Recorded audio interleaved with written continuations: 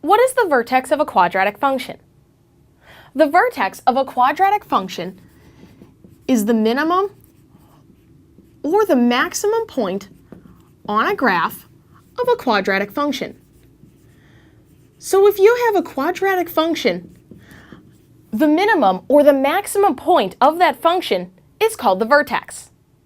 Now to see this, let's look at two different examples of graphs of quadratic functions. Here's an example of a quadratic function, and here's an example of a quadratic function. Here we have an upward-facing u, and here we have a downward-facing u. These graphs are called parabolas. Now let's look at this one. Let's find the vertex on this graph of a quadratic function. Well, the vertex is the minimum or the maximum point on this graph. And let's see, these lines will continue to go up forever. So we don't really have a maximum on this graph. So we should look to see if we have a minimum. The minimum point is the lowest point on the graph, the point right here.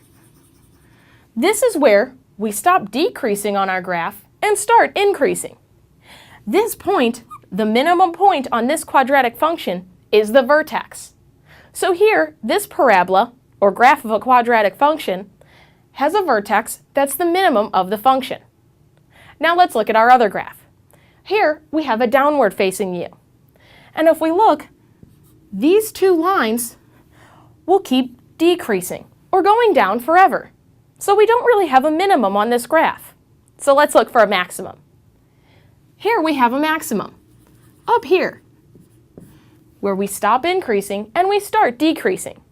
Since this is the maximum of our quadratic function, this is the vertex of this quadratic function.